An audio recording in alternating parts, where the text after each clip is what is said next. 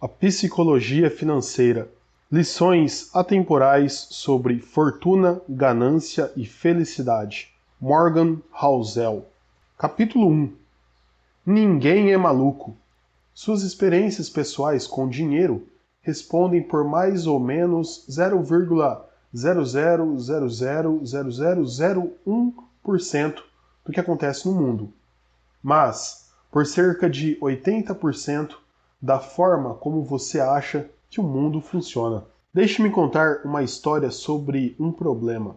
Ela pode fazê-lo se sentir melhor em relação a como você usa o seu dinheiro e menos crítico em relação a como os outros usam o deles. As pessoas fazem coisas malucas quando o assunto é dinheiro, mas ninguém é maluco. A história é a seguinte: pessoas de gerações diferentes, criadas por pais diferentes, que ganharam rendas diferentes e acreditavam em valores diferentes, em partes diferentes do mundo, nascidas em economias diferentes, vivendo em mercados de trabalho diferentes, com incentivos diferentes e graus de sorte diferentes, aprendem lições bem diferentes. Cada pessoa tem uma visão única e particular sobre como as coisas funcionam. E o que você vivencia é mais forte do que aquilo que aprende pelo exemplo de outrem. Então, todo mundo, eu, você, cada um de nós, passa a vida ancorado em um conjunto de pontos de vista sobre como o dinheiro funciona. Pontos que variam amplamente de indivíduo para indivíduo. O que parece loucura para você pode fazer sentido completo para mim. Alguém que cresceu em meio à pobreza pensa sobre risco e recompensa de uma forma que o filho de um banqueiro abastado jamais conseguiria imaginar. Alguém que cresceu em meio à inflação alta vivenciou algo que a pessoa que passou a vida em uma época de preços estáveis nunca teve que experimentar. O corretor da bolsa que perdeu tudo na crise de 1929 experimentou algo que o trabalhador da indústria de tecnologia que desfrutou da glória do final dos anos 1990 nunca conseguiria conceber. O australiano que passou 30 anos sem ver uma recessão pôde experimentar uma coisa que nenhum americano jamais experimentou. E assim por diante. A lista de experiências é interminável. Você sabe coisas sobre dinheiro que eu não sei, e vice-versa. Você tem crenças, expectativas e previsões diferentes das minhas. Não porque um de nós é mais inteligente que o outro, ou porque tem informações melhores.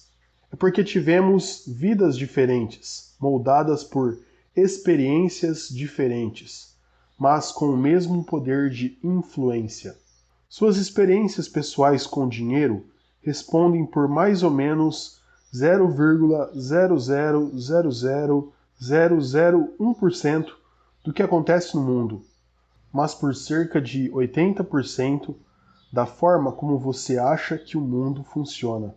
Portanto, pessoas igualmente inteligentes podem discordar sobre como e por que as recessões acontecem, sobre como investir dinheiro, sobre o que deve ser priorizado, sobre quanto risco se deve correr e assim por diante. No livro que escreveu sobre os Estados Unidos, da década de 1930, Frederick Lewis Allen disse que a crise de 1929 marcou profundamente milhões de americanos pelo resto das suas vidas. Porém, a gama de experiências foi bastante ampla. 25 anos depois da publicação do livro, durante a campanha presidencial de 1960, um repórter perguntou ao então candidato John F. Kennedy qual era a sua lembrança da Grande Depressão. Kennedy respondeu: Não sei nada sobre a Grande Depressão por experiência própria. Minha família tinha uma das maiores fortunas do mundo, que passou a valer mais do que nunca. Compramos casas maiores, mais empregados, viajamos mais. A única coisa que vi diretamente foi quando o meu pai contratou alguns jardineiros extras, apenas para lhes dar um emprego para que pudessem comer. Não aprendi nada de verdade sobre a Grande Depressão até ler sobre ela em Harvard. Aquele foi um momento importante da eleição. Como? As pessoas se perguntavam. Alguém sem compreensão alguma da maior crise econômica recente poderia ser colocado no comando da economia. Esse fator só foi superado pela experiência de JFK na Segunda Guerra Mundial. Era a outra experiência emocional mais relevante para a geração mais velha e algo que o seu principal oponente nas primárias do Partido Democrata, Hubert Humphrey, não tinha. O desafio para nós é que nenhum volume de leituras ou de empatia é capaz de recriar genuinamente o poder do medo e da incerteza. Posso ler sobre como foi perder tudo durante a Grande Depressão, mas não tenho as cicatrizes emocionais de quem vivenciou aquele momento. E a pessoa que passou pela crise de 1929 não consegue entender por que alguém como eu é capaz de agir e lidar com tranquilidade em relação a essa crise. Nós vemos o mundo com os olhos diferentes. Há planilhas que nos fornecem um modelo da frequência com que grandes quebras ocorreram ao longo da história no mercado de ações. Contudo, elas não têm como nos oferecer um modelo da sensação de voltar para casa, olhar para os seus filhos e se perguntar se você cometeu um erro que afetará a vida deles para sempre. Estudar história faz você ter a sensação de que entende um fato. No entanto, até que tenha vivido e sentido na pele as consequências dele, você não tem como entendê-lo o bastante para que isso mude o seu comportamento. Todos nós achamos que sabemos como o mundo funciona, mas todos nós experimentamos apenas uma pequena fração dele. Como disse o investidor Michael Batnick, algumas lições precisam ser vividas antes de serem compreendidas. Todos somos vítimas, cada um à sua maneira dessa verdade.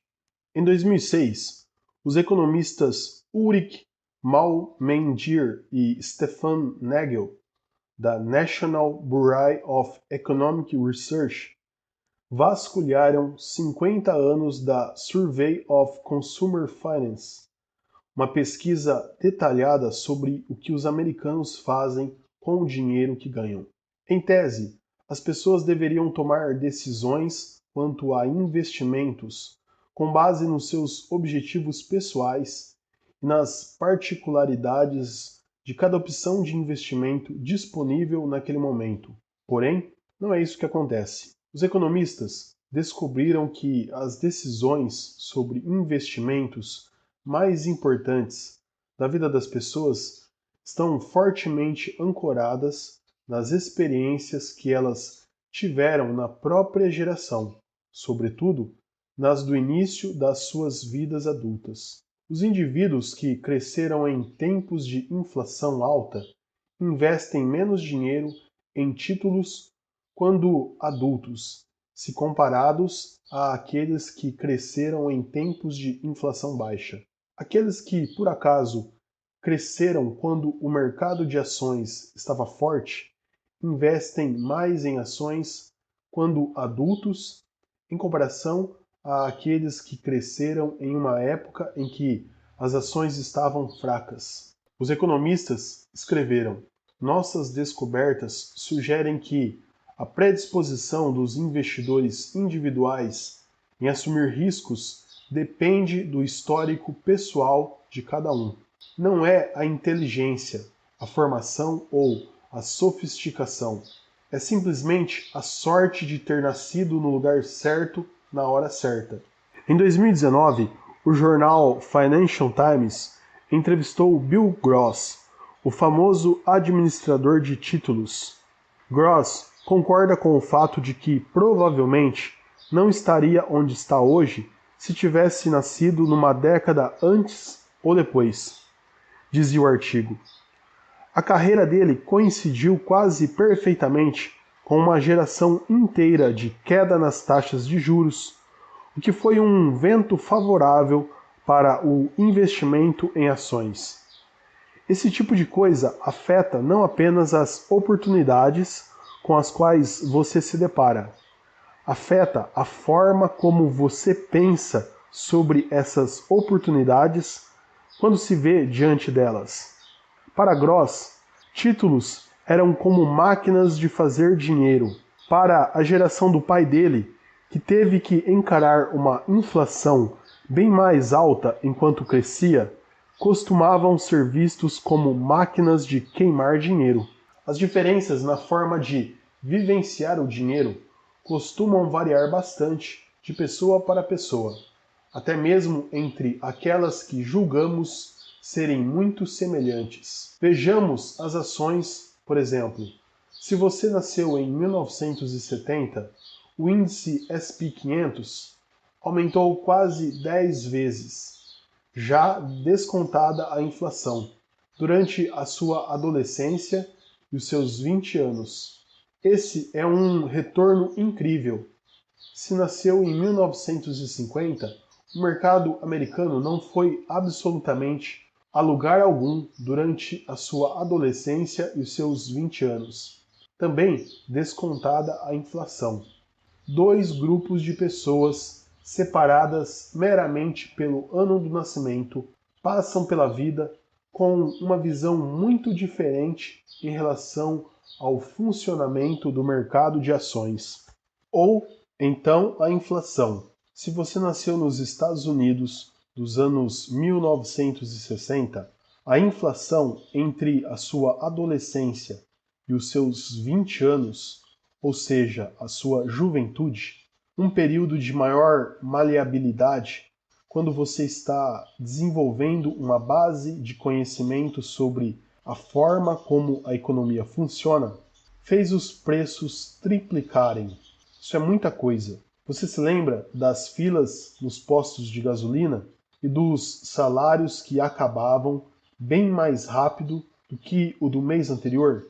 No entanto, se nasceu em 1990, a inflação foi tão baixa durante toda a sua vida que você provavelmente nunca nem parou para pensar nela. A taxa nacional de desemprego nos Estados Unidos, em novembro de 2009, era de cerca de 10%. Porém, a taxa de desemprego para homens afro-americanos entre 16 e 19 anos, sem diploma de ensino médio, era de 49%. Para mulheres brancas com mais de 45 anos e diploma universitário, era de 4%. Os mercados de ações da Alemanha e do Japão foram dizimados durante a Segunda Guerra Mundial. Regiões inteiras foram bombardeadas. No final da guerra, as fazendas alemãs só conseguiam produzir alimento suficiente para fornecer 1.000 calorias por dia aos cidadãos do país. Compare isso com os Estados Unidos, onde o mercado de ações mais do que dobrou de valor de 1941 até o final de 1945. E a economia vivia o seu melhor momento em quase 2 décadas. Não faz sentido esperar que os membros de cada um desses grupos passem o restante da vida tendo a mesma visão sobre a inflação, ou sobre mercado de ações, sobre o desemprego, sobre dinheiro em geral.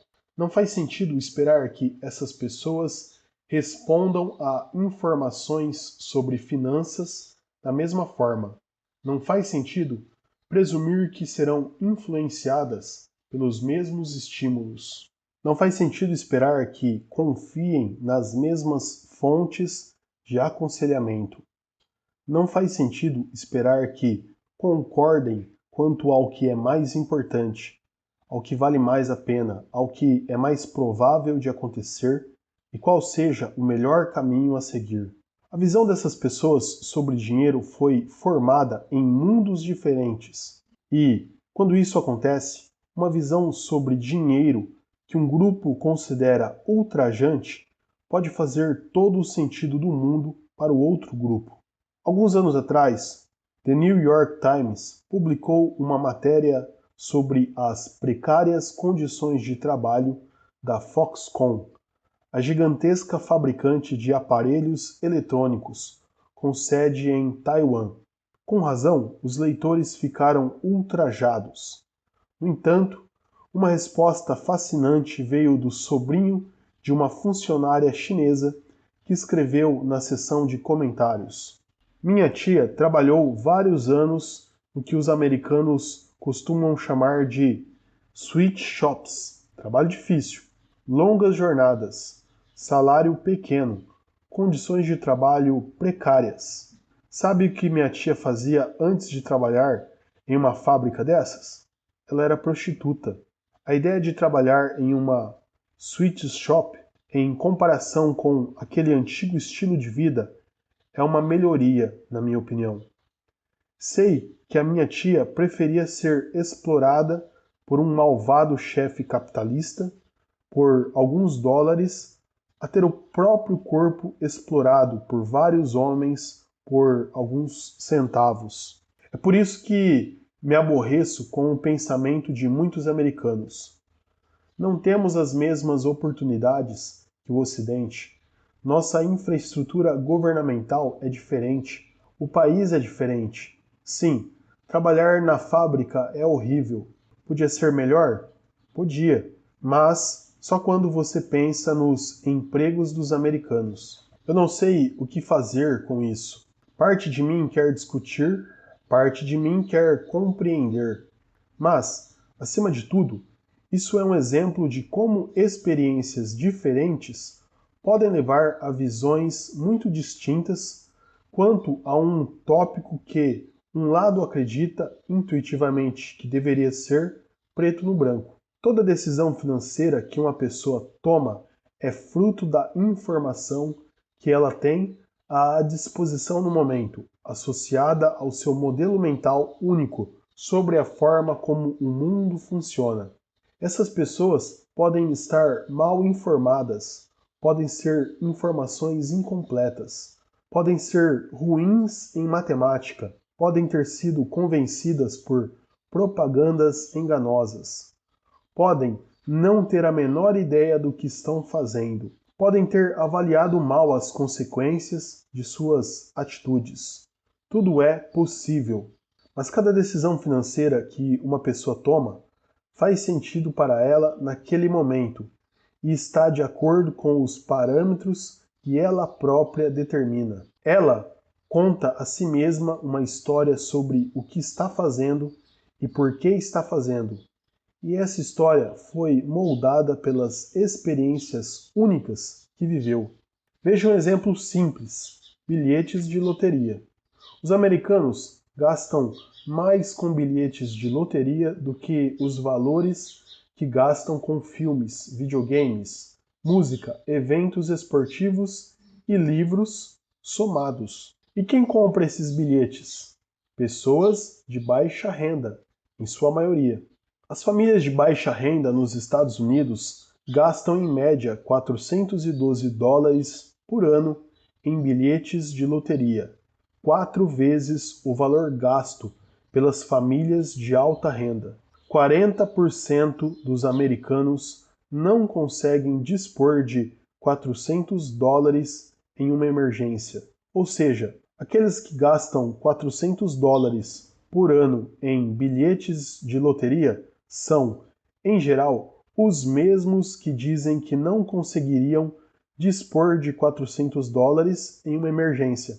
Os fundos de emergência dessas pessoas são desperdiçados em algo que tem a chance de retorno de 1 em milhões. Para mim, isso parece loucura. Provavelmente parece loucura para você também. Contudo, eu não faço parte do grupo de baixa renda. Você provavelmente também não faz. Portanto, é difícil para a maioria de nós compreender intuitivamente o raciocínio das pessoas de baixa renda que compram bilhetes de loteria. Porém, com um pouco de esforço, talvez você consiga imaginar algo assim.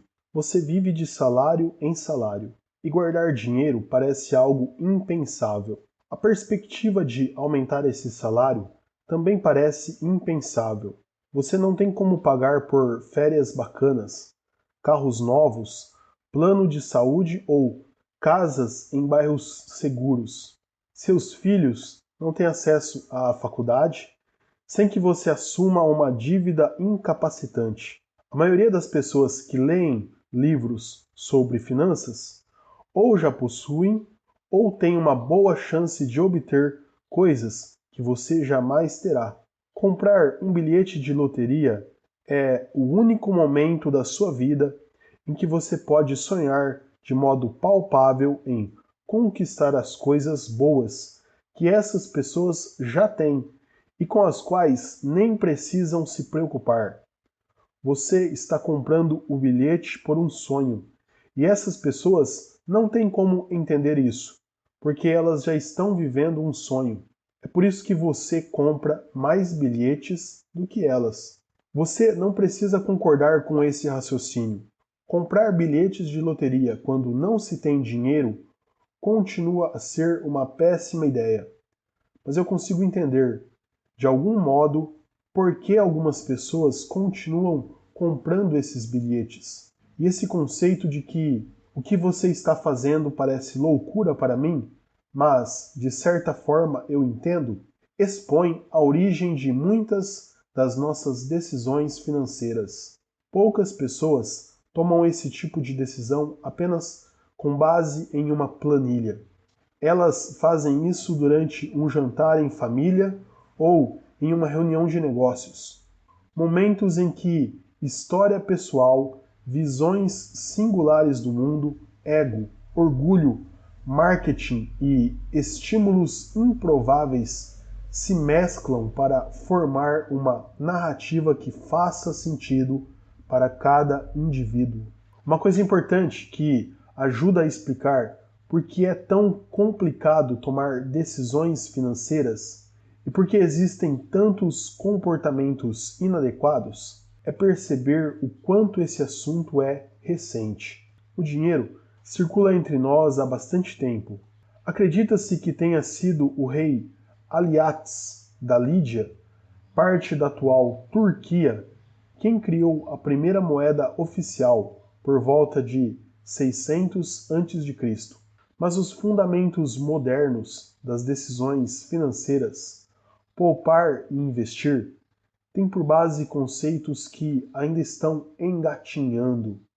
A aposentadoria, por exemplo, nos Estados Unidos, ao final do ano de 2018, havia 27 trilhões de dólares investidos em planos de aposentadoria, fazendo dela o principal estímulo das decisões de investimento e de poupança do investidor comum.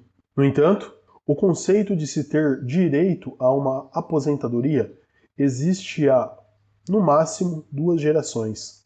Antes da Segunda Guerra Mundial, a maioria dos americanos trabalhava até morrer. Essa era a expectativa e a realidade. A taxa de participação na força de trabalho de homens com 65 anos ou mais era superior a 50% até os anos 1940. A administração do Seguro Social tinha o intuito de mudar isso. Porém, no princípio, seus benefícios nem chegavam perto de ser uma aposentadoria adequada. Quando Ida May Fuller descontou o primeiro cheque do Seguro Social em 1940, ele valia 22,54 dólares, ou 416 dólares hoje em dia, reajustando com a inflação. Foi Apenas na década de 1980 que o valor médio do seguro social para aposentados ultrapassou US$ 1.000 mensais, já corrigidos pela inflação. Até o final dos anos 1960, o Departamento do Censo classificava mais de um quarto da população americana acima dos 65 anos entre os que viviam em situação de pobreza.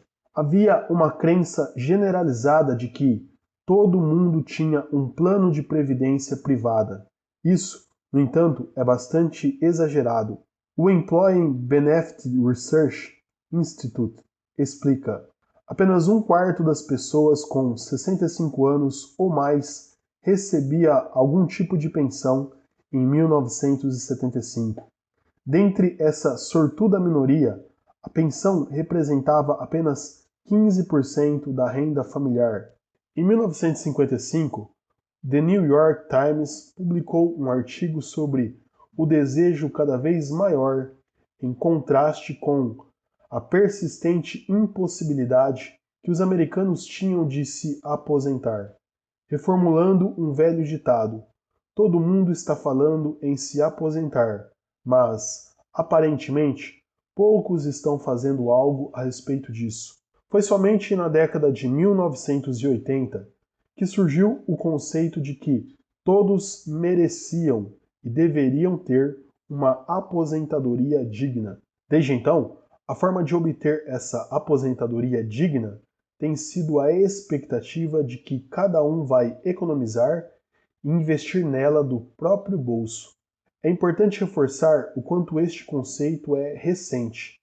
O Plano 401k, a forma mais comum de poupança para aposentadoria nos Estados Unidos, não existia até 1978. A RUT-IRA, Individual Retirement Account, ou Conta Individual de Aposentadoria, só surgiu em 1998. Se fosse uma pessoa, mal teria idade para beber. Não deveria ser motivo de espanto para ninguém o fato de muitos de nós sermos péssimos em guardar dinheiro para a aposentadoria. Ninguém aqui é maluco. Somos novatos, só isso. A mesma coisa vale para a universidade. O percentual de americanos acima dos 25 anos com diploma de ensino superior passou de menos de 5% em 1940 para 25% em 2015. O custo médio de uma faculdade nesse período aumentou mais de 4 vezes, descontando a inflação. O fato de algo de tal dimensão ter atingido a sociedade com essa rapidez explica, por exemplo, por que tantas pessoas tomaram decisões equivocadas em relação a empréstimos estudantis nos últimos 20 anos. Não há décadas de experiência acumulada de onde podemos tirar alguma lição. Estamos improvisando.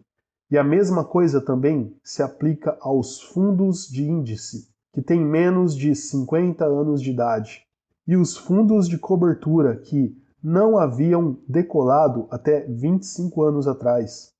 Mesmo o uso generalizado do endividamento do consumidor, prestações imobiliárias, cartões de crédito e empréstimos para a compra de automóveis só começou após a Segunda Guerra Mundial, quando uma lei sancionada em 1944 pelo presidente Franklin D. Roosevelt tornou mais fácil o empréstimo para milhões de americanos. Os cachorros foram domesticados há 10 mil anos e até hoje mantêm alguns comportamentos dos seus ancestrais selvagens. Apesar disso, aqui estamos nós, com algo entre 20 e 50 anos de experiência no sistema financeiro moderno, na expectativa de estarmos perfeitamente adaptados. Em um tema tão sensível ao embate, emoções versus fatos, isso é um problema. Porém, esse fator nos ajuda a entender por que nem sempre fazemos o que deveríamos quando o assunto é dinheiro. Todos fazemos coisas malucas com dinheiro, porque todos somos relativamente novos neste jogo. Mas o que parece maluquice para você pode fazer todo sentido para mim. Só que ninguém é maluco. Todo mundo toma decisões com base em experiências pessoais, singulares, que parecem fazer sentido em um determinado momento. Agora, deixe-me contar a história sobre como Bill Gates ficou rico.